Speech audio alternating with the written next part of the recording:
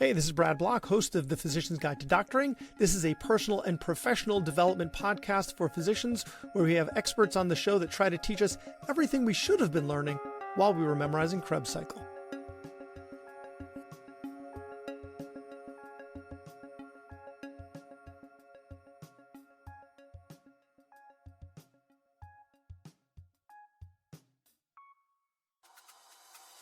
Doctors change lives every day.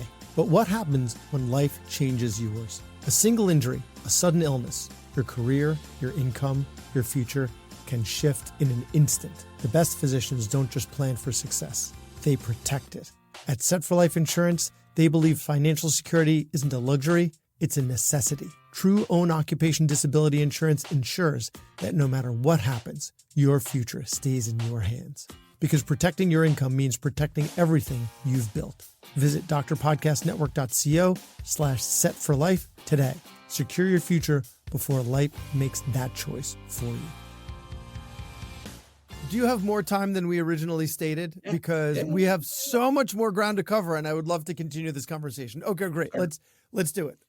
So can we talk about the Ames method? Because I had read that in one of your articles, and I thought that was so cool. So that's specifically for vaccine communication, but I think it can be used for anything. Look, there's tons of different methodologies. There's motivational interviewing. This is not that.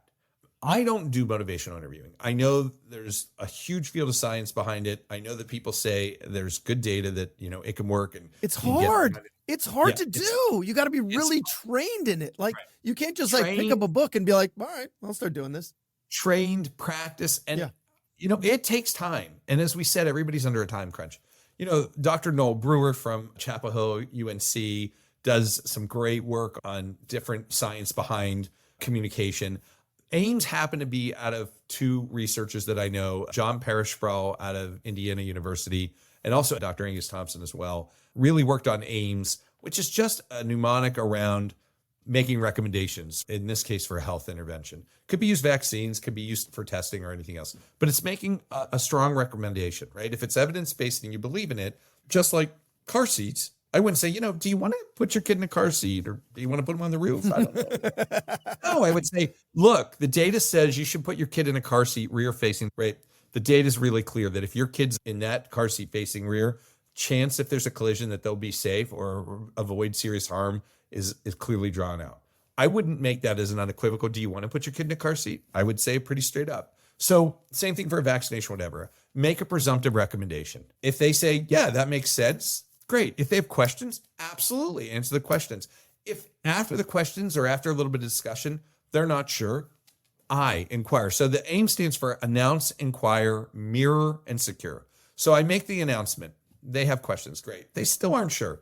Inquire. Can I find out a little more? What's concerning you about this? I'd love to learn more. Sincerely, I would love to learn more. In pediatrics, we have long-standing relationships with our patients, sometimes decades, particularly if it's siblings or sometimes longer than that, if it's kids of kids. So, inquire. Okay, so now I understand. Like the one example I've given that was vaccine related was HPV. I'll go back to that. Mrs. Jones, Sally's due today. She's our 11-year exam. We just did it. It's great. She's due today for her TDAP or HPV and her meningitis. Mrs. Jones says, I know about the TDAP and the meningitis. That one really scares me. Not so sure about that middle one. Inquire. Mrs. Jones, please, I would love to know more. What's concerning you about that? Because we just talked about why, it's definitely an important vaccine to get. My sister-in-law posted on Facebook that's the one that can sterilize kids. Mrs. Jones, let me make sure I got this straight. You heard or saw on Facebook your sister-in-law post saying that the HPV vaccination can sterilize kids. Is that right? Active listening, letting her know, I know what's scaring or worrying her. Hold on, though, because I feel like that could be misconstrued as incredulousness, right? Like, let me just get that right. That you heard from your sister. She read on Facebook that HPV can cause the kid to become sterile. Could be construed as you doubting them. You know what I mean? Instead of acknowledging their fears. Yeah, I would imagine it's intonation, body language. It's just like you saying to me, so anyway, we went down to that store and we bought a Labradoodle. And I'd say, wait, I just want to make sure I got this straight. You went to that store, I'm just... You bought a Labradoodle? If you said it that way, then it would be like, what, you got something with the Labrador? I'm just literally inquiring and making sure I have it right. So I think your intonation, your body language, and everything you know from communication, and this is regular day-to-day communication, will set the tone for what that question's like. So I want to get this straight, just so I understand where you heard this. It was your sister-in-law that posted on Facebook that said that HPV causes sterility or infertility. Is that correct? Yeah, that's where I heard it. And that gives me a chance to actually do what I love to do, which is care for my patients and express some empathy when I know they're worried, right? Everybody's at their most vulnerable when they're sick, or even worse, when their kid's sick or they're worried about their kid's health.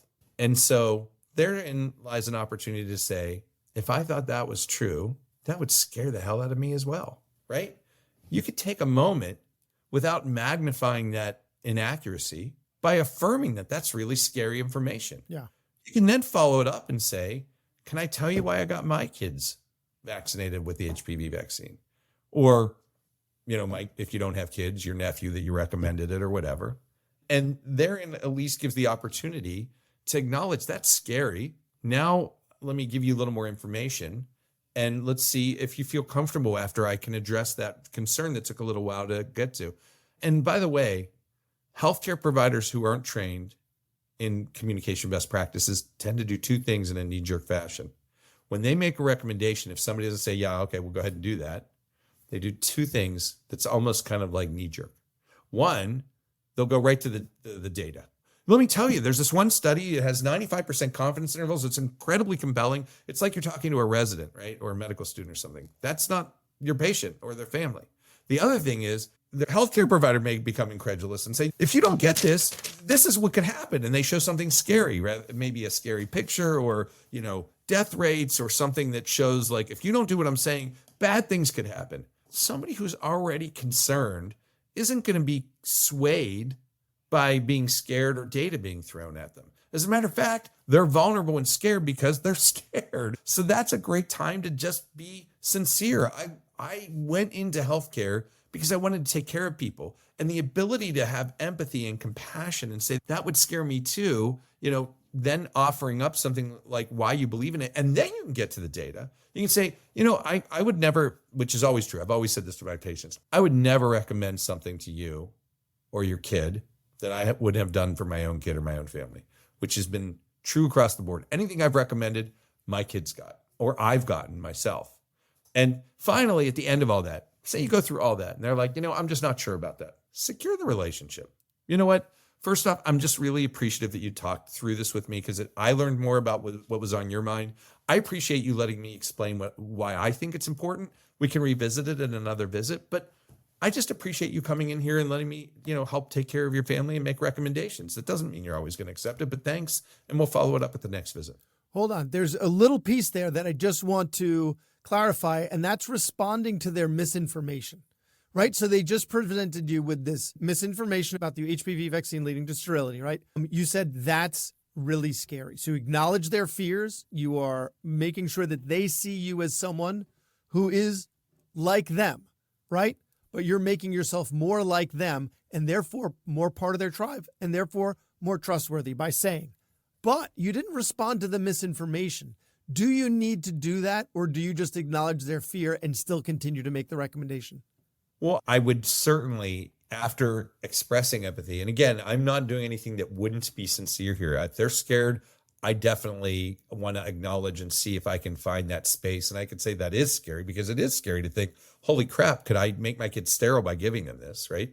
It's called inaction bias. I'd rather not do something that can hurt my kid than do something that might help them. But oh my God, I'm hearing all these scary things. I certainly don't want to be the reason that they became sterile, right?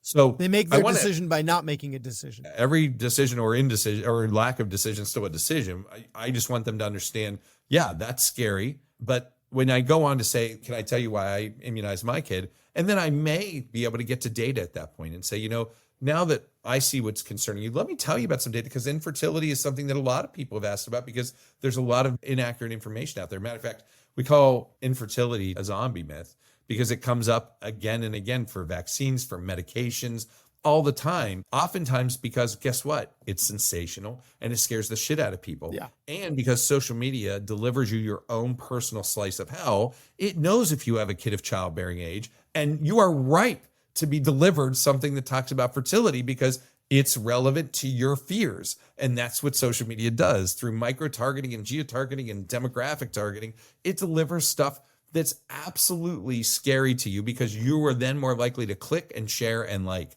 That's what algorithms are all about. Yeah, like when Amazon knows that there's a flu pandemic happening before we have data because they know what people are buying, or, they know that you're pregnant before you do because of the stuff that you're buying. It's really terrifying.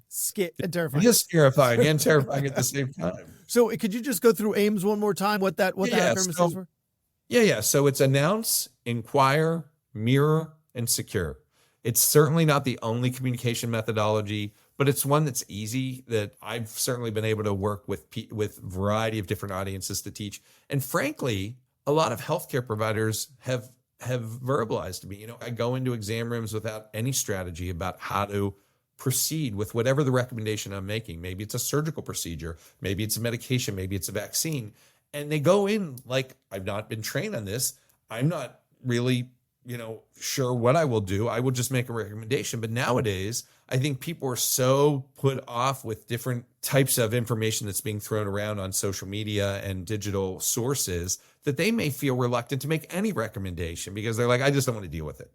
And that's a horrible thing to do because you are an expert and paid to provide your expertise. And so you make this half-hearted kind of recommendation to just check the box that you recommended, whatever it is, sunscreen, car seats, vaccinations, whatever it is, instead of saying, no, I feel strongly about this. I'm going to make a recommendation. And I am prepared that if you have questions, that I answer them. And then if you still aren't certain after I've given the answers, I still have a thought process with which to communicate with you.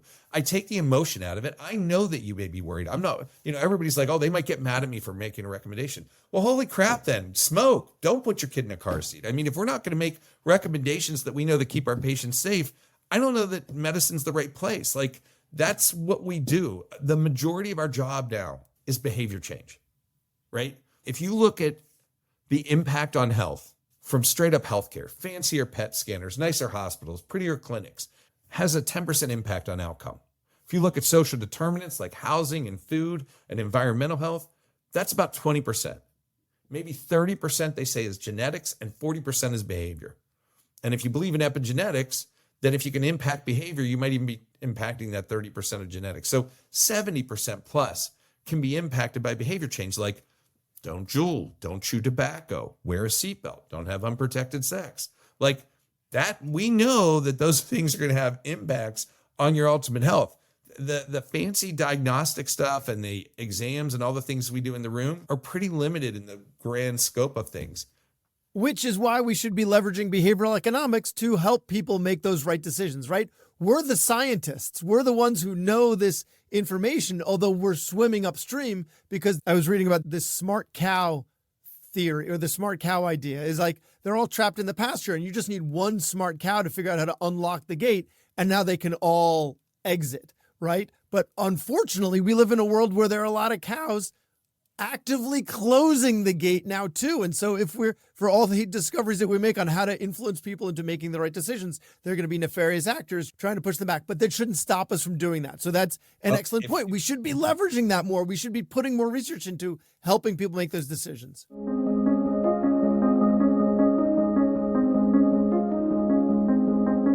Hey there, it's Brad.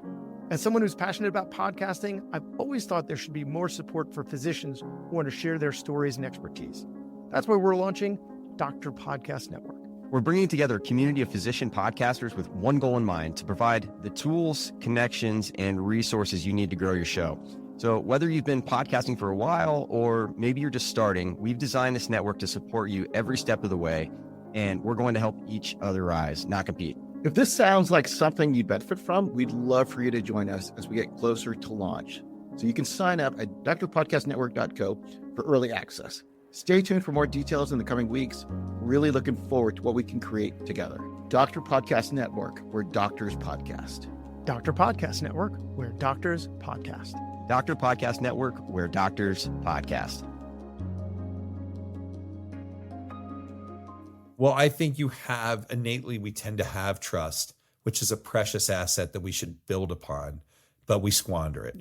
And if you have pastors healthcare's the stupid pasture again, because the gate's been opened by the Starbucks cow and the Amazon and the Disney cow. Yes. They realize, for those of you that may not be in the business field from the healthcare side, a positive ROI, a positive return on investment. For every dollar spent in their digital communication, they realize more than $1 returned, which means they collectively put in hundreds of billions of dollars into digital communication, which is scalable and relatively cheap at a per person or per impression cost.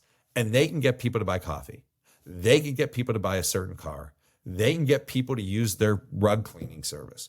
And yet here we are still not putting two and two together to figure out, wow, I wish more people didn't, go outside without sunscreen.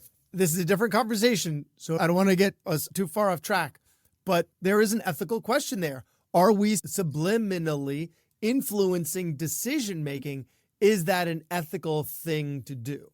Right? I think that's a whole episode in and of itself, but I'm not a bioethicist, but I would tell you that we took an oath to do no harm. And so if the evidence supports the recommendation we're making, I don't think it should be subliminal. I think it should be damn right overt. Liminal, not subliminal. I believe this is what you should do for your health to be at the best possible path that you can take, or for your child's health. I believe, again, that a seatbelt's a really important thing, that not using tobacco is a really important thing. Pick whatever your recommendation is. So if we're using a digital delivery to reinforce our face-to-face communication, I don't see anything unethical about that, as long as what we're doing based on the science is the best recommendation we have available. One thing I want to mention, you said Bueller, and that's Ben Stein, who's an economist. I think he worked in the Nixon administration. He just gave that talk impromptu, right? Like just on the spot, just started giving a lecture, right? In Ferris Bueller's Day Off.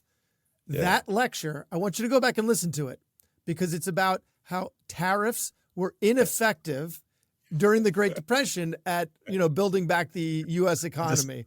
I haven't re-listened to it, but I saw that there was something written about that. Tariffs don't work. And as we're talking about this, the current administration is trying to put tariffs on our presumed allies to coax them into, So just, it was interesting that lecture's on tariffs don't work. So, yeah.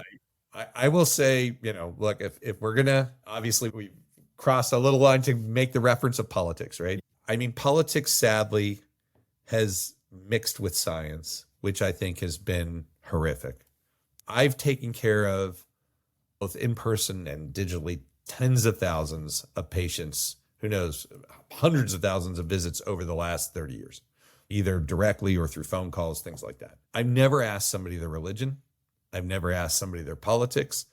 And frankly, that isn't an issue. I want my patients and I want their families to do as well as they can.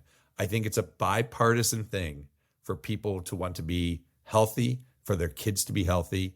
Sadly, because of things like social media and politics, things become very polarized. And the fact that science has gotten thrown in there and healthcare has gotten thrown in there, it's problematic, because we have seen recommendations or things that the science supports getting thrown into these meat grinders of digital and political polarization. And it causes confusion, right? People do that because it may get them an extra vote, or it may make somebody get a competitive edge. But at the end of the day, we're talking about people's health. And so I will let you know that what I believe is the right path forward is not, when it comes to politics in my mind, a right side. It's about building a bigger middle where we all can agree that we want to learn about the best way to stay healthy. I think that sadly, with this polarization that's occurred, it's about us and them. And I think way more than half of the US populace is in this middle that wants just accurate information to help stay healthy and help their kids be healthy. And I'm here for that. Agreed. I mean, one side of the aisle wants a lot of the things under government control, right? It's because capitalism, unfettered, is going to look out for itself and only itself, and is not going to look out for, waste byproducts or dangerous engineering. It's only going to look for profits, right? And unfettered capitalism. But at the same time, unfettered bureaucracy leads to inefficient spending. And so where's the middle ground? They both need to balance each other out, and they meet in the middle. So agreed. I think they stay in power because in order to get votes, they need to villainize the other side, right? That's how you get the votes is look how terrible look how ridiculous they are. It's created us them situation, but sadly. But we agree on so much. There's so much we agree on, and we can't get that stuff done because. Well, I think we see the turn that politics has taken into polarizing things that may have been left alone before, such as health. Yeah. And then when you throw on top of that the influence and impact of social media, and by the way, I am not here to defend about the virtues of social media.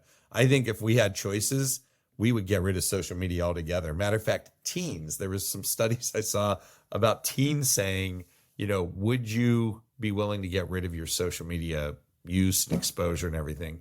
And there was the answer was yes, because I don't want to be left out, right? That's the whole, as a teen, I thank the Lord I grew up at a time without social media, because you only had to worry about like what was said in school that day. And maybe somebody made a phone call, let alone somebody, 24/7, your life was on display as a kid. And if you had to make that phone call, you had to speak to that person's mom or dad when they picked up the phone. You couldn't just be like, hello, Mrs. Wolynn, can I speak to Todd, please? Right? Like it wasn't like. And we didn't even have cordless phones then. You had to be tethered to a cord. Exactly. You could only go so far because where the cord reached. But you're getting to something that I want to touch on. And that is there anything you've learned about health communication, especially online, that could translate to politics, that can help us be better communicators? Healthcare has become politicized. And often you can know who's going to push back against vaccination because they happen to be wearing certain clothes or something on their wrist that shows. But how do we widen the tent? Yeah, I think, regardless of whether it's vaccination or it's vitamins or it's, whatever the topic is that might be a recommendation, I think that the online piece comes in the form of a communication resource that's underutilized in healthcare. So you and I just got done talking earlier in the podcast here about the benefit of being a better face-to-face communicator. And we used an example of AIMS as one methodology. Sure, that's great, but it's not scalable. You can only see 20 patients a day or 30, or I know some seriously productive people that say they'll see 40 or 50 patients a day. I don't know how they do that, but none of that's scalable. You can't see thousands of patients per day, but you can virtually. And so the question that you asked, how can we use online resources to address the polarization? And the answer is by building upon that trust that we have with both in-person or face-to-face communication that's combined with and supported by a digital online resource. Your families, your patients want to hear what you have to say, but this is no longer 1990. They very well may go to your website. By the way, your website better be good. We started in 2010 taking our show on the road and talking in grand rounds. At that point in 2010, I think it was like 50 to 75% of the practices even had a website. You mean on the World Wide Web? The World Wide Web. Back in 2010. And several of them were like, horrible. Like they looked as if they were out of the 80s. You had to kind of enlarge them with your fingers. They weren't adaptive to the size of the screen you were on. They certainly weren't built out for phones. So I would tell you this generation will judge you on what your website looks like, how navigable it is, and is it appealing and engaging. But beyond that, we also have to use video. We also have to use social. And, we would get questions like, well, what social media platform? And they heard we had a communications director and they said, well, we can't do that. I'm like, really? I think you can. And as a matter of fact, I think in 2025, if you don't, you're literally breaching the abandonment of patients, because now your patients are hearing you're not. And while that's different than, abandoning a patient typically is thought of like you're patients firing them and they've got nowhere to go. And right, nowhere to go. But I would say if you're not where they are, you are abandoning them. And so if you really want to have an impact on their health, you need to be where they're at. You don't need to be on every social platform, but you may want to survey your practice and see where most people are. So if most people are on Instagram, then go to Instagram. If most people are on TikTok, go to TikTok. If most people are on, some other platform, I think that's a great place to start. So yeah, I think that we need to think differently. We aren't trained to communicate well. And I think there's a true need, a paradigm shift that has to occur in healthcare, that pheochromocytomas are important to learn about, but they better be as much time preparing for how to communicate effectively as we are for identifying something that's like a 2 to 8 per million incidents. So we talked a little about politics, and your energy is infectious, right? And, we think alike on so many things, and it's so much fun talking to you. But then I'm going to open those same social media apps, and it's going to be scary. It's going to be depressing. So I want to end on what gives you hope. What gives you hope? What gives me hope is that I think we are all much more alike than we are different, and that we are just not trained to be able to reach that peace inside of all of us. We already know the hope that I absolutely have as executive director of the Trusted Messenger program is that we are innately trusted, that we have trust. And again, let's remember, nobody should be writing our narrative. When people are like, I don't know if I want to make that recommendation because, people are saying like it magnetizes you, or, pharma's in bed with government and government's in bed with doctors. Like, no, don't let somebody write that script. Mrs. Jones, I took care of Sally's laceration on her knee when she was 2. And we took care of that pneumonia when she was 6. We've talked about sunscreen and other preventative things. Everything I've recommended for the last 11 years has been evidence-based. And it's been the same stuff that I would have done for my kid, right? Reset the tone back to, we have a long-standing, longitudinal trusted relationship. And so what gives me hope is that we still have trust, that we are capable of becoming better communicators. We have amazing resources within our grasp that are not difficult to access. But let's recognize in 2025, to reach people and to do so in a compelling way, we have to be better communicators across the board. And that's why I'm so excited at this point in my career that I have something that allows me to continue to help people and hopefully to help healthcare providers help their patients. So I think that while there's a lot of frustration, I think that medical schools and nursing schools and pharmacy schools and residencies and health centers all need to adapt and evolve and lose that tail, as you said. We can't be going at a glacial pace. We can't wait for like another ice age or some other cataclysmic event. We need to just recognize our patients are waiting to hear from us. They're waiting for us to be able to listen to them, and we have the tools to do so. We just need to access them. So if people want to find you, or they want to learn more about the Trusted Messenger program, or both. So you said there needs to be a great website and it needs to be accessible on your phone. So where do we find that? So that is up and coming. I am 2 weeks. Yet. What? Yeah, I'm 3 weeks into it. So Public Good Projects has their website. We are literally getting ours up and running, and our social channels. So I will absolutely follow up and give you more info, and hopefully we can tag it onto this episode. But as we speak, the Trusted Messenger program doesn't yet have its website because we're only 2 weeks in, and we want to make sure it's a good one. And we also want to make our digital good. But, if anybody who's listening to this wants to learn more, you can always look me up on LinkedIn, the only Dr. Todd Wolynn that I know on there. And I'm happy to talk more about it. I will be pushing out more content as these channels go up and live. But I'm a little over, now I guess I'm actually 4 weeks in. So get new in the role, but excited and more to come. And we're excited to have you there. So Dr. Todd, thank you so much for all you do for your patients and for our profession. Well, thank you again for having me on. Thanks for listening.